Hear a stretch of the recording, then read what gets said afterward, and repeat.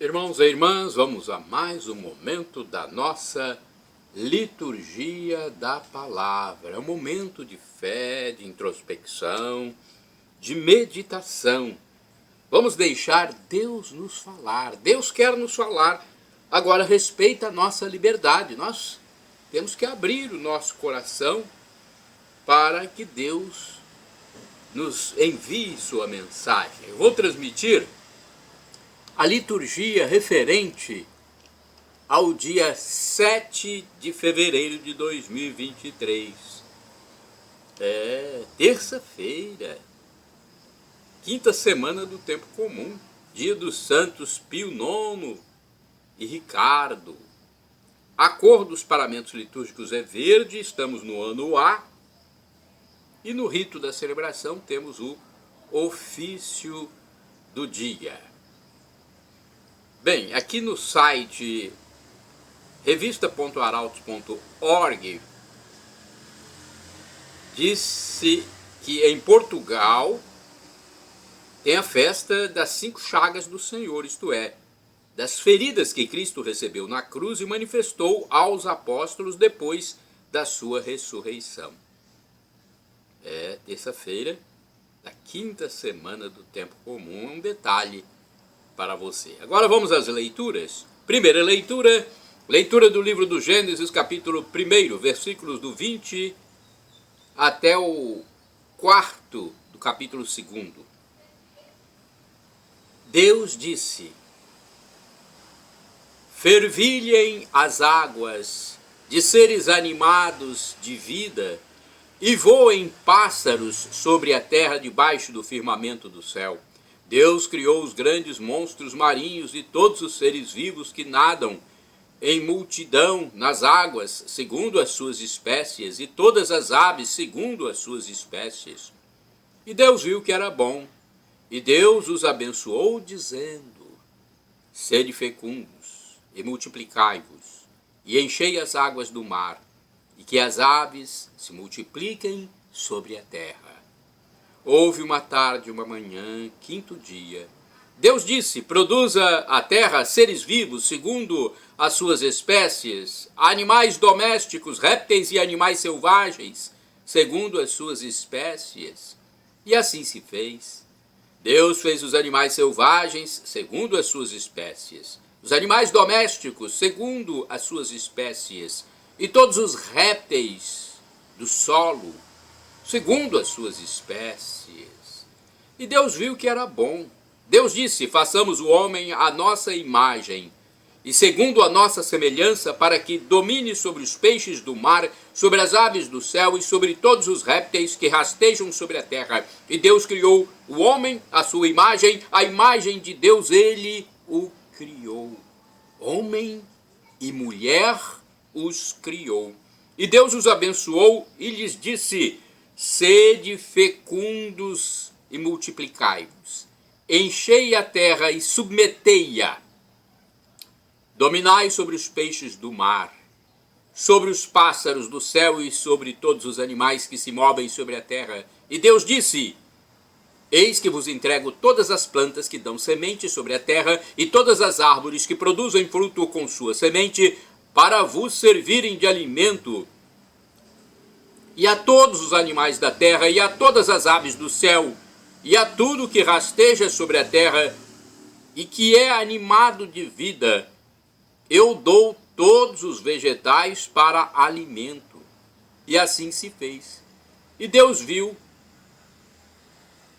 tudo quanto havia feito, e eis que tudo era muito bom. Houve uma tarde, uma manhã, sexto dia. E assim foram concluídos o céu e a terra, com todo o seu exército.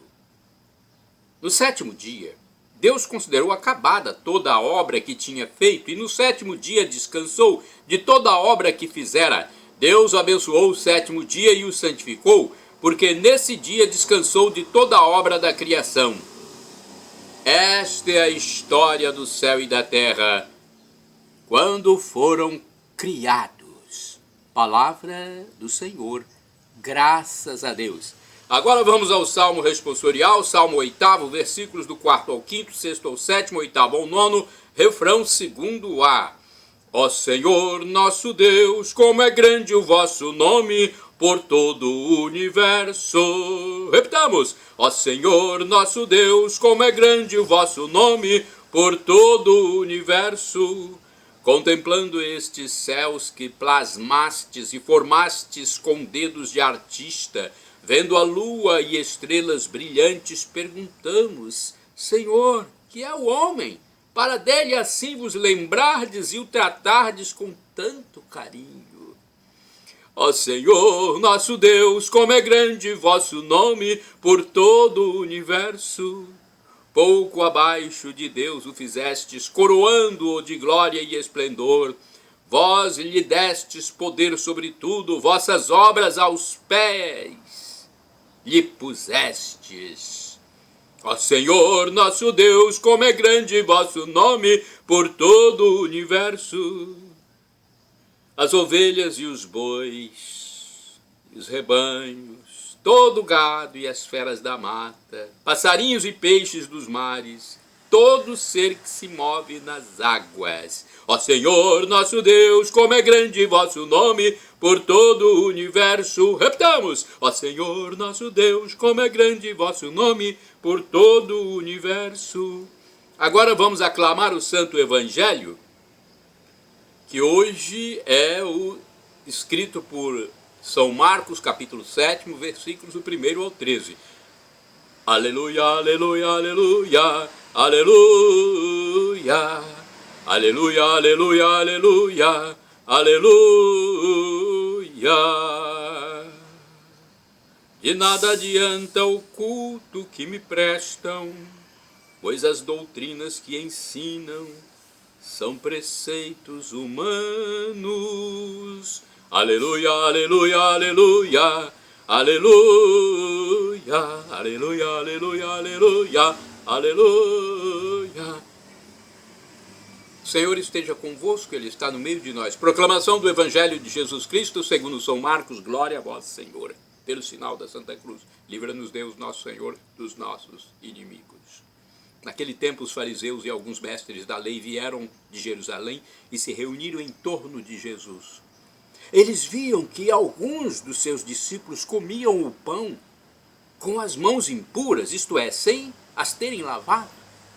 Com efeito, os fariseus e todos os judeus só comem depois de lavar bem as mãos, seguindo a tradição recebida dos antigos. Ao voltar da praça, eles não comem sem tomar banho e seguem muitos outros costumes que receberam por tradição. A maneira certa de lavar os copos, jarras, vasilhas de cobre. Os fariseus e os mestres da lei perguntaram então a Jesus: por que os teus discípulos não seguem a tradição dos antigos, mas comem o pão sem lavar as mãos? Jesus respondeu: bem profetizou Isaías a vosso respeito, hipócritas, como está escrito: este povo me honra com os lábios, mas seu coração está longe de mim. De nada adianta o culto que me prestam, pois as doutrinas que ensinam são preceitos humanos. Vós abandonais o mandamento de Deus para seguir a tradição dos homens. E dizia-lhes: vós sabeis muito bem como anular o mandamento de Deus a fim de guardar as vossas tradições. Com efeito, Moisés ordenou: honra teu pai e tua mãe, e ainda, quem amaldiçoa o pai ou a mãe deve morrer. Mas vós ensinais que é lícito alguém dizer a seu pai e a sua mãe: o sustento que vós poderíeis receber de mim é corban, isto é, consagrado a Deus. E essa pessoa fica dispensada de ajudar seu pai e sua mãe. Assim, vós esvaziais a palavra de Deus com a tradição que vós transmitis, e vós fazeis muitas outras coisas como estas. Palavra da salvação, glória a vós, Senhor. Pelo sinal da Santa Cruz, livra-nos Deus, nosso Senhor, dos nossos inimigos. Vamos saber um pouco sobre esse texto, primeiro da Bíblia Sagrada, edição pastoral. Jesus desmascara o que está por trás de certas práticas apresentadas como religiosas, e toma um exemplo concreto referente ao quarto mandamento. Corban era o voto pelo qual uma pessoa consagrava a Deus os próprios bens, tornando-os intocáveis e reservados ao tesouro do templo. Aparentemente Deus era louvado, mas na realidade os pais ficavam privados de sustento necessário, enquanto o templo e os sacerdotes ficavam ainda mais ricos. Olha, Jesus coloca o dedo na ferida. Temos outra reflexão do livro Dia a Dia com o Evangelho, 2013. Os fariseus e alguns mestres da lei censuram os discípulos de Jesus por não observarem algumas regras de higiene que fazem parte da tradição oral. Jesus declara-lhes que essa tradição apresentada como de origem divina é, ao contrário, de origem humana e, portanto, não pode ser imposta como de origem divina. Depois chama a atenção dos fariseus que se baseiam numa observância puramente exterior, que por conseguinte não é agradável a Deus. Eles me prestam culto inutilmente. Por fim, acusa os adversários de manipular a lei de Deus, colocando essas tradições orais acima da lei de Deus. Creem estar aguardando a Deus, quando na verdade estão desprezando o próximo. Jesus, por isso, é categórico ao afirmar: para transmitir sua própria tradição, vocês invalidam a palavra de Deus. Agora temos os santos do dia.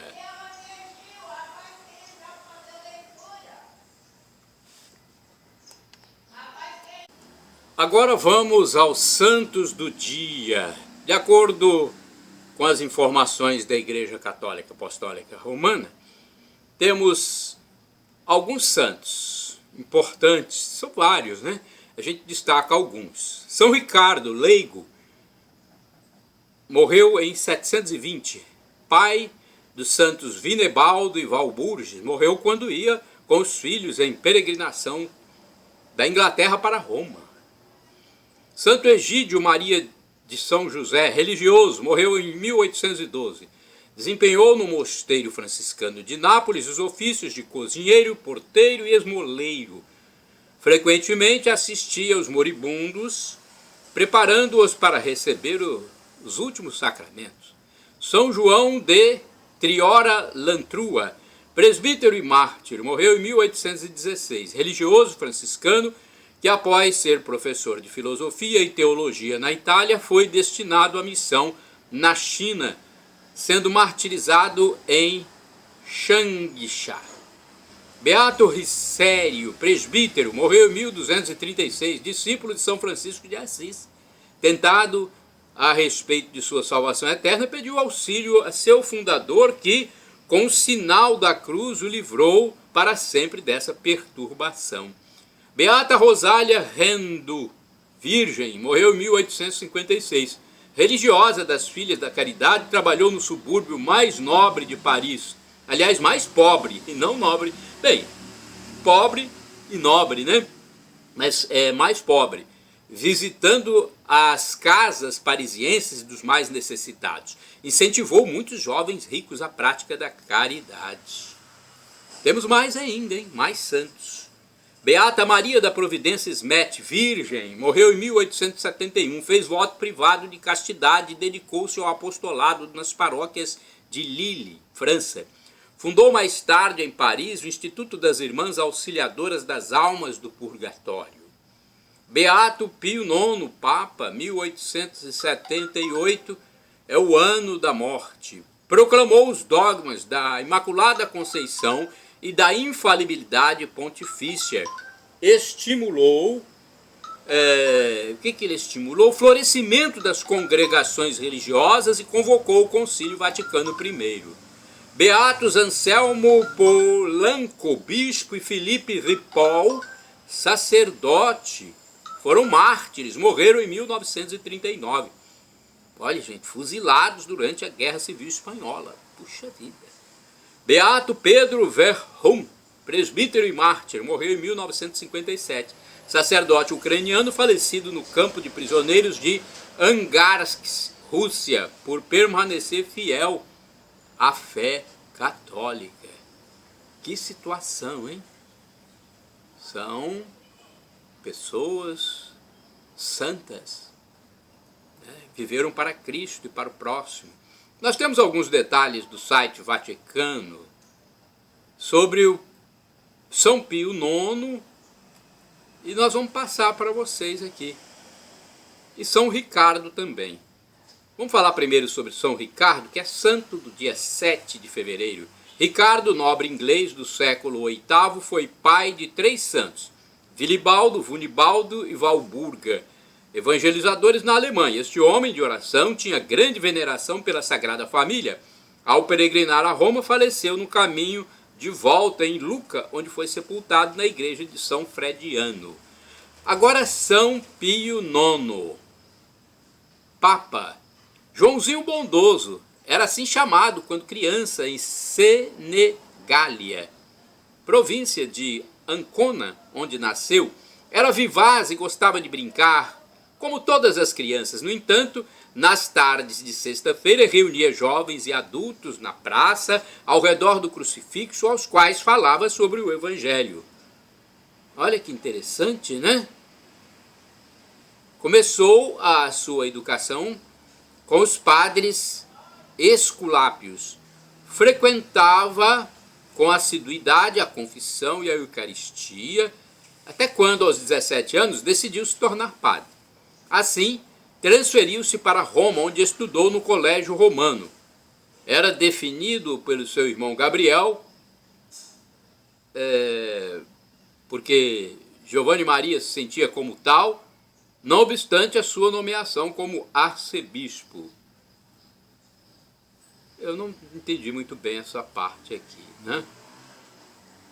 Ele era simplesmente um padre. Foi ordenado sacerdote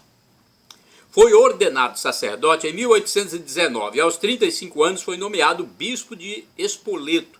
Depois, transferindo-se para Imola, em 1840, foi criado cardeal e em 1846 eleito sucessor de Gregório XVI, com o nome de Pio IX. Durante seu longo pontificado, Pio IX governou a igreja em períodos de grandes revoltas políticas na Itália. De fato, após as insurreições em 1848, foi obrigado a se exilar em Gaeta, enquanto em Roma se instalava a República Romana dos Mazzini, que declarou a queda do poder temporal do Papa. Em 1850, graças à ajuda de alguns príncipes católicos e à intervenção francesa, Pio IX retornou ao seu lugar. Desde então, presenciou a proclamação do Reino da Itália em 1861 e a ascensão de Roma como capital da Itália em 1871. Muito devoto de Nossa Senhora, no dia da Imaculada Conceição em 1854, Pio IX definiu o dogma da fé de que Maria havia sido concebida sem pecado original e que era santíssima desde o início da sua existência. No dia 8 de dezembro de 1869, sob a proteção da Imaculada Conceição, inaugurou o Concílio Ecumênico Vaticano I, que reuniu bispos de todas as partes do mundo em Roma. Em 1870, com a Constituição Pastor Eternus, Pio IX estabeleceu o dogma da infalibilidade do Papa, enquanto ensina ex-cátedra, como mestre da fé e da vida cristã, com a devida autoridade concedida por Cristo. O Papa faleceu em 1878 e foi beatificado por São João Paulo II, no ano 2000, durante o grande jubileu.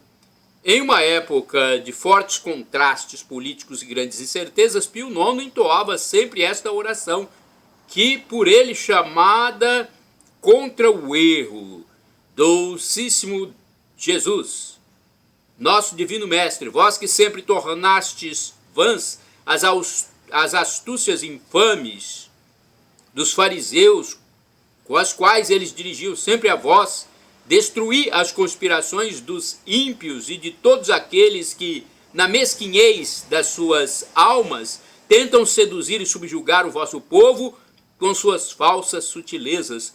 Iluminai todos nós, vossos discípulos, com a luz da vossa graça, para que não sejamos corrompidos pela astúcia dos sábios deste mundo, sábios que difundem por toda parte seus erros e seus sofismas funestos, para arrastar também nós para o seu abismo.